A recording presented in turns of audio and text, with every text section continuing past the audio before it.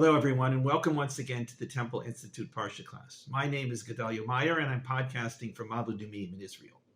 There are certain select times in which we are granted a vision of the future. We may not even be aware of this when it happens, but that doesn't make it any less real. Sometimes it is as clear as a bell. Some aspect of the future is just laid out there in front of us, like watching the trailer of a new movie. Usually, however, the view is rather murky, like looking into one of those famous crystal balls in which nothing can really be seen, but there are vague hints of something there. Nobody knows how often this happens during the lifetime of a person. Perhaps it is a daily occurrence. Perhaps we even live in a perpetual state of some hazy vision of the future. Or perhaps this is just a once-in-a-lifetime experience for most people, something to be treasured for the gift that it is and recognized as a unique guide in the direction one's life should take. Nobody knows any of this because nobody is entirely sure if these things actually happen to us at all. The future, by definition, doesn't really exist yet, so how could anybody ever see it? But this problem doesn't stop most of us from believing that we have indeed been granted such a vision. We are so sure of it that any logical arguments to the contrary fall on absolutely deaf ears. We know we have seen some glimpse of the future because we simply know it. The temporal fact that the future does not yet exist is largely irrelevant to the drama of the experience. How could such a thing be if we are stuck in the flow of time? Who cares? It happened, and that is all that matters. But what does it really mean? Are we imagining this vision, or is it real? If the former, it attests to the tremendous power of the imagination, if more proof was needed. If the latter, it seems to suggest that there exists something beyond the normal flow of time, something supernatural like God, who isn't subject to the limitations of time. On top of that, it suggests something downright prophetic. A vision of the future, no matter how trivial, is anything but trivial. It is a glimpse into the not yet existent, a reality that is there even though it is not. That we can even talk about such things with seriousness is nothing less than astounding. These sorts of things have been going on in the minds of human beings, probably for about as long as they could be called human beings. The human mind is capable of enormous feats, some of which seem quite supernatural. There is no reason to believe that this is a particularly new phenomenon. On the contrary, if anything, the modern mind tends to be a good deal more skeptical about such things and may be more apt to dismiss the experience as nothing more than dreaming. Ancient people, on the other hand, had no such qualms. They were as ready for the reality of the future visiting them in the present as they were of the past. It was simply a matter of looking in the other direction. The Bible certainly promotes such an outlook. Visions of the future are as commonplace as recalling the past. They seem to come with disturbing regularity. The entire genre of biblical prophecy tends to center around such visions, even though the bulk of the texts deal with the present. Even though the Bible focuses its attention on the visions of a few dozen visionaries, there is no shortage of examples of ordinary people, or even those considered downright evil, being granted vivid experiences. But there is no question that the bulk of the prophetic messages in the Bible are told in the name of those who are deemed worthy of the name prophet. At the top of this list, of course, is Moshe.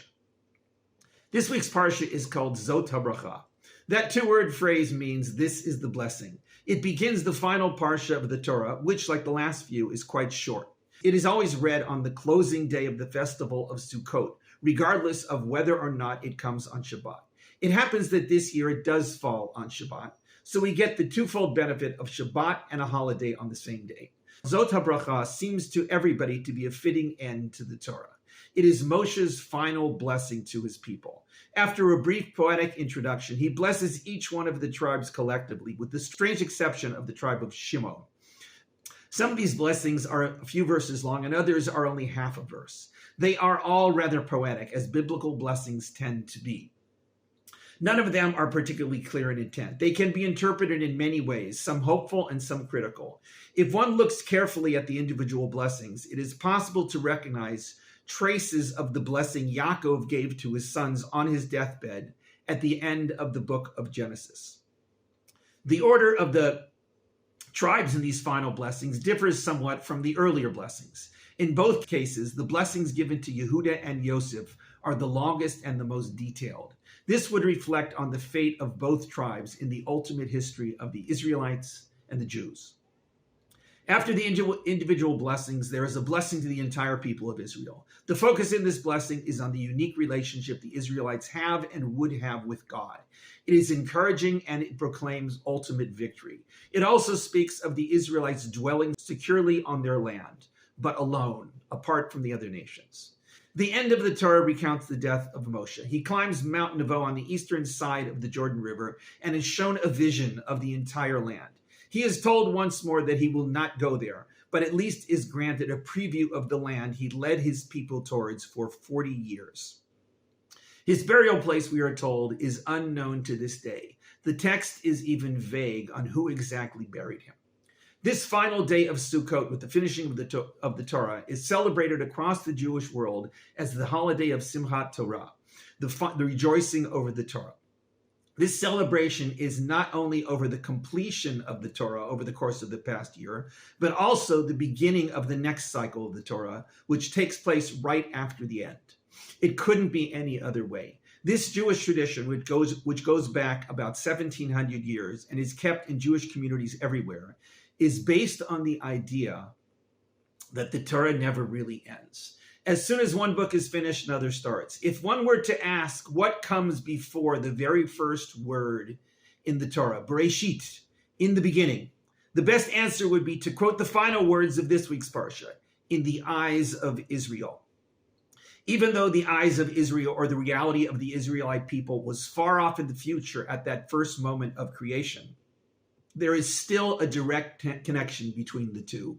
Bereshit, in the beginning, God created the heavens and the earth, is how Israel has always seen the ultimate origins of everything. Let's get back to that vision Moshe was granted of the entire land of Israel. It only lasts for a few verses and doesn't really describe all that much. The text reads, Moshe climbed up from the plains of Moab to Mount Nebo, to the top of the overlook that faces Jericho.